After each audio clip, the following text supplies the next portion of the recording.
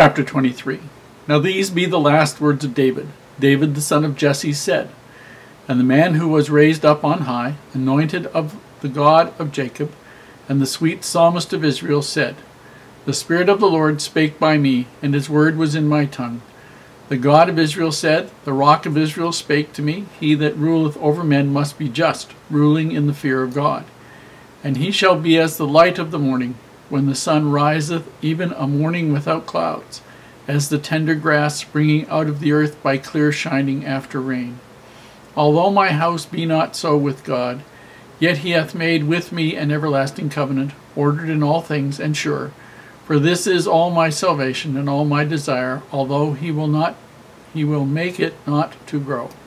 But the sons of Belial shall be all of them as thorns thrust away, because they cannot be taken with hands. But the man that shall touch them must be fenced with iron and the staff of a spear, and they shall be utterly burned with fire in the same place. These be the names of the mighty men whom David had. The Tachmonite that sat in the seat, chief among the captains, the same was Adino the Enzite. He lift up his spear against 800, whom he slew at one time. And after him was Eleazar the son of Dodo the Ahohite, one of the 3 mighty men of David, when they defied the Philistines that were there gathered together in battle, and the men of Israel were gone away. He arose and smote the Philistines until his hand was weary, and his hand clave unto the sword. And the Lord wrought a great victory that day, and the people returned after him only to spoil. And after him was Shammah, the son of Agee, the Hararite. And the Philistines were gathered together in a troop, where was a piece of ground full of lentils, and the people fled from the Philistines. But he stood in the midst of the ground, and defended it, and slew the Philistines, and the Lord wrought a great victory. And 3 of the 30 chief went down, and they came to David in the harvest time unto the cave of Adullam, and the troop of the Philistines pitched in the valley of Rephaim. And David was then in an hold, and the garrison of the Philistines was then in Bethlehem. And David longed and said, Oh, that one would give me a drink of the water of the well of Bethlehem, which is by the gate. And the 3 mighty men brake through the host of the Philistines, and drew water out of the well of Bethlehem that was by the gate, and took it and brought it to David. Nevertheless he would not drink thereof, but poured it out unto the Lord. And he said, Be it far from me, O Lord, that I should do this. Is not this the blood of the men that went in jeopardy of their lives? Therefore he would not drink it. These things did these 3 mighty men. And Abishai, the brother of Joab, the son of Zeruiah, was chief among 3. And he lifted up his spear against 300, and slew them, and had the name among 3. Was he not most honorable of 3? Therefore he was their captain.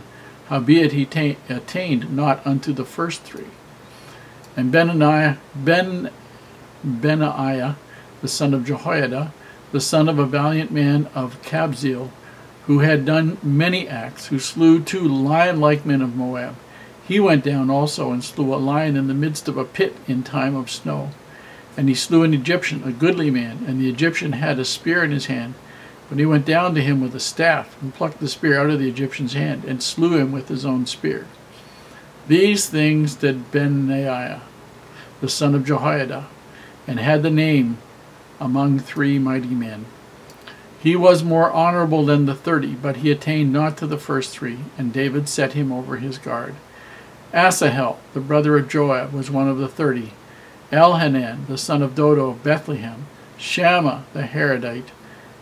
Elika, the Haradite. Helez, the Palatite. Ira, the son of Ikesh, the Tekoite. Abiezer, the Anethatite. Melbunai, the Hushashite, and Zalman, the Ahohite. Maharai, the Netophathite. Heleb, the son of Benah, a Netophathite. Ittai, the son of Ribai, out of Gibeah, of the children of Benjamin. Benaiah, the Pirathonite. Hiddai, of the brooks of Gash. Abiad of Baalbon, the Arbethite. Asmaveth, the Barhumite. Eliabah, the Shaalbonite, of the sons of Jashan. Jonathan, Shema the Herite, Ahiam the son of Sherhar the Herite,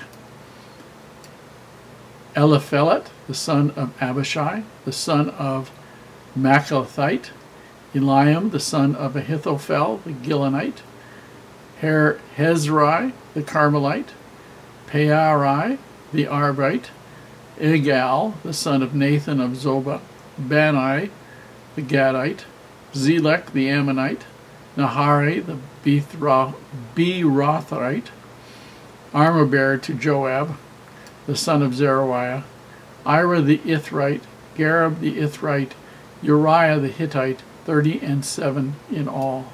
Now, these are basically supposed to be the last words of David. We see that they include a very long period of time.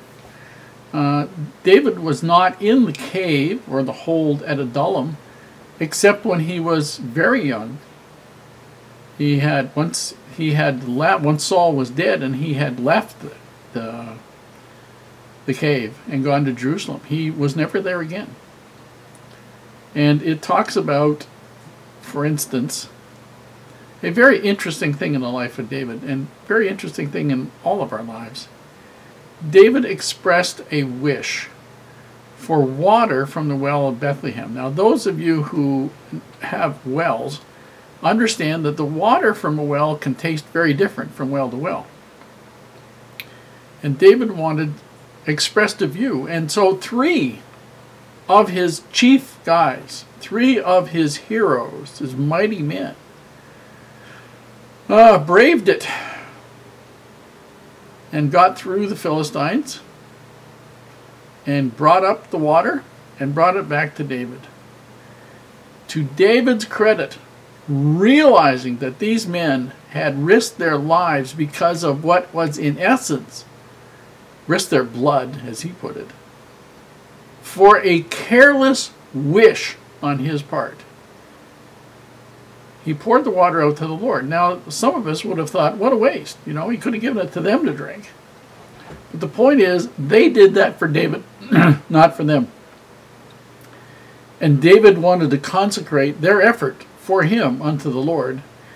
And so by denying himself the opportunity to have that water, he consecrated their effort unto the Lord and poured it out. That's a pretty significant act, although probably not one most people would understand. Then he lists off some of his mighty men, all 37 of his mighty men, and the very last one is Uriah the Hittite, who was Bathsheba's husband that he had killed. Even at the end, he still recognized that Uriah had been one of his mighty men.